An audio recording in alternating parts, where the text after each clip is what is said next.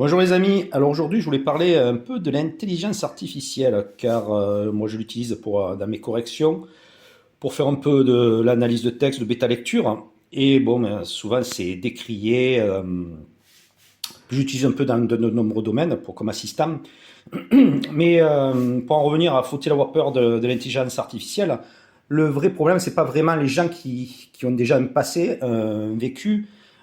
Si je prends par exemple mon histoire à moi, j'ai commencé après des études d'électronique, je me suis mis à écrire tout en travaillant. Donc j'ai commencé en 2002 et j'ai utilisé l'intelligence artificielle à partir de 2022-2023. Donc j'ai déjà 20 ans d'écriture derrière moi.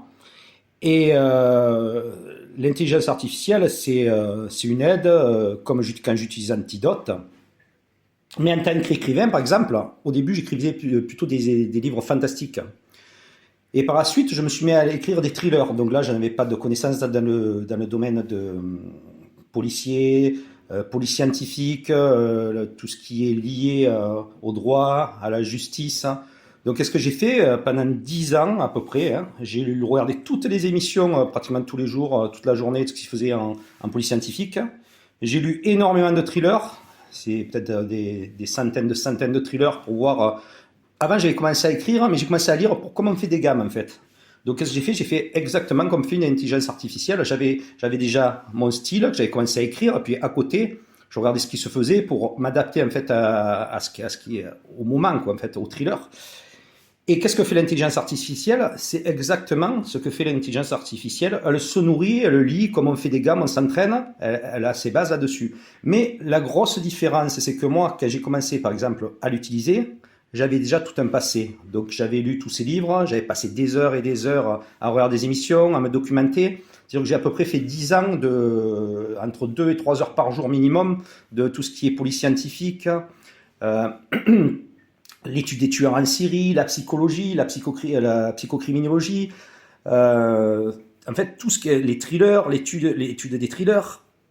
Et ça, c'est vrai que j'ai perdu, enfin, j'ai pas perdu, j'ai passé beaucoup, c'est des heures, énormément d'heures, bon, je l'ai fait avec passion, mais le vrai problème, c'est que toutes ces heures, c'est des milliers de milliers d'heures, en fait, sur 10 ans, c'est énorme, parce que je me couchais tard la nuit. Est-ce que je le referai maintenant avec l'intelligence artificielle? Eh bien, j'ai envie de dire, c'est pas sûr. C'est ça le vrai problème qui se passe, c'est que tout ce temps que les gens disent qu'il est perdu, c'est ce qui a fait ma patte d'auteur, qui a fait que je me suis intéressé à des thèmes, je me suis immergé en fait. Et le gros problème, je pense, pour le futur, c'est-à-dire que nous, on est une génération qui avons déjà un passé, et c'est un assistant en fait. On a notre style. Par exemple, quand je vais sur ChatGPT et que je me fais corriger, je sais que c'est pas mon style, donc je prendrai pas ce qu'il me propose. Et les jeunes auteurs ou les gens qui débutent, la différence, c'est qu'ils vont se forger un style qui est lié à ce que leur propose l'intelligence artificielle. Et on risque de se retrouver avec des auteurs, mais il n'y a pas que les auteurs, dans tous les domaines, que ce soit au niveau des langues, au niveau des mathématiques. Est-ce que les jeunes voudront passer du temps à apprendre, ce qui est très long, mais c'est ce qui forme un cerveau, qui forme un individu. Le vrai problème, je pense qu'il est là. Il faudra les motiver à faire ce que les anciens, ce que nous avons fait, en fait, passer des heures à un monde, à une époque où tout va très vite. On risque le plus gros problème de l'intelligence artificielle, on se retrouve avec quelque chose de lissé, lié aussi à des algorithmes, parce qu'il va y avoir des censures, il y a des censures déjà avec l'algorithme. Donc voilà le gros problème de l'intelligence artificielle. Je pense que ceux qui ont déjà un passé, eux, c'est pas vraiment un problème, ils s'adaptent, mais quand même, il a été prouvé après des études que le cerveau, si on utilise trop l'intelligence artificielle, il allait régresser, hein, des zones, on se relâche trop, on se repose trop dessus. Donc le vrai problème de l'intelligence artificielle, c'est de devoir faire tous les efforts en fait qui sont nécessaires à la construction de l'individu, devoir faire tous les efforts que l'on a fait par le passé.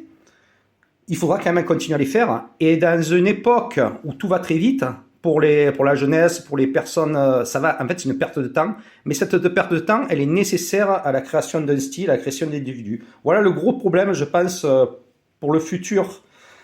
Voilà les amis, dites-moi ce que vous en pensez. Je ferai d'autres petites vidéos. Allez, à bientôt.